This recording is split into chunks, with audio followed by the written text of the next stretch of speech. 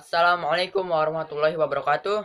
Saya Muhammad Adat Mastiadi, perwakilan dari kelompok 6 Sejarah Indonesia yang beranggotakan saya sendiri, ada Mikael Musyafa, ada Monika Septiana, dan ada Muhammad Rizky Ramadan Purba, ingin menjelaskan tentang Kerajaan Kediri, dari berdirinya Kerajaan Kediri sampai runtuhnya Kerajaan Kediri. Assalamualaikum warahmatullahi wabarakatuh. Saya Mikaela Musyafa, kelas 10 IPS 3, akan menjelaskan sejarah singkat awal berdirinya Kerajaan Kediri. Awal berdirinya Kerajaan Kediri dikarenakan Raja Erlangga yang memutuskan untuk membagi menjadi dua bagian Kerajaan Mataram kuno yang terakhir.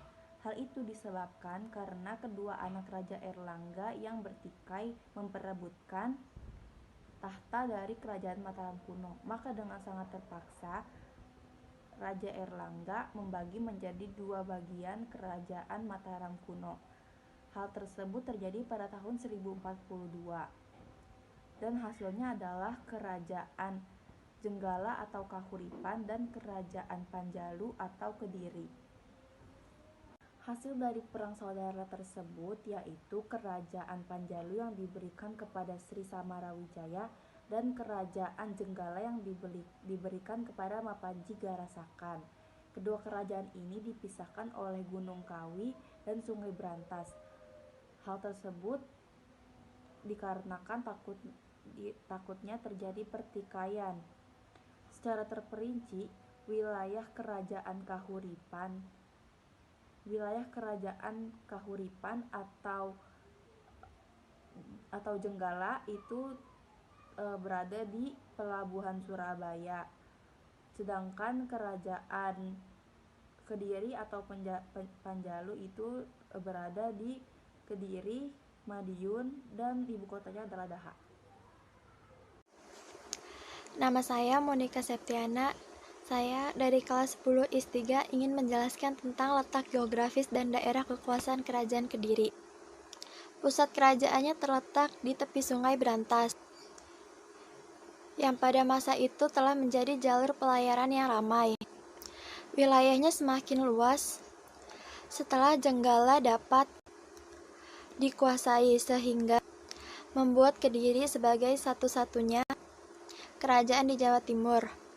Wilayah kekuasaannya meliputi Kediri, Madiun, dan bagian barat Medang Kamulan. Saya akan membahas tentang kehidupan politik dan kehidupan sosial pada masa Kerajaan Kediri.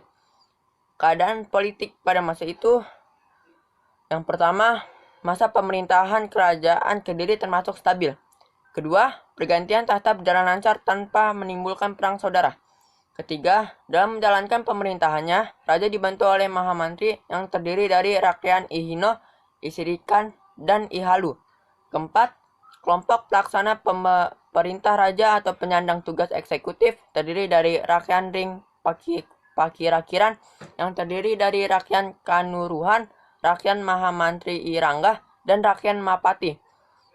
Yang terakhir, rencana kerajaan yang dipakai adalah Narasingha atau Narasimha, tetapi pada prastasi Talan disebutkan rencana Garuda Mukha. Kehidupan sosial budaya masyarakat. Penduduknya sudah memakai kain sampai di bawah lutut, rambutnya diurai, rumahnya bersih dan rapi, serta lantainya dari ubin yang berwarna hijau atau kuning. Dalam perkawinan keluarga, pengantin wanita menerima mas kawin berupa emas. Hukum yang berlaku adalah sistem denda dengan membayar emas bagi yang bersalah, tetapi pencuri dan perampok dihukum mati. Terakhir, orang-orang yang sakit tidak perlu mencari obat, tetapi cukup memohon kesembuhan kepada para dewa dan Buddha. Kehidupan ekonomi pada masa Kerajaan Kediri dilihat dari letaknya yang berada di Sungai Brantas dengan sejumlah pelabuhan yang besar, kita bisa mengetahui bahwa kehidupan perekonomian Kerajaan Kediri didominasi oleh aktivitas perdagangan. Meskipun begitu, masyarakat Kediri juga banyak yang mengetahui peternakan dan juga pertanian. Hasil kerajaan Kediri adalah berupa beras, kapas, dan ulat sutra. Dari hasil itulah penghasilan para pegawainya dibayar dengan menggunakan hasil bumi. Selain itu, pada masa tersebut mata uang yang terbuat dari emas dan campuran antara perak, timah, dan tembaga sudah digunakan. Hubungan antara daerah pedalaman dan daerah pesisir sudah cukup berjalan dengan lancar. Sungai Berantas yang biasa digunakan untuk lalu lintas perdagangan antara daerah pedalaman dan daerah pesisir. Sebab runtuhnya kerajaan Kediri. Kertajaya adalah raja terakhir kerajaan Kediri. Dia naik tahta menggantikan Kameswara. Rencana kerajaannya adalah Sangka atau Sekutu Bandang Garuda Muka.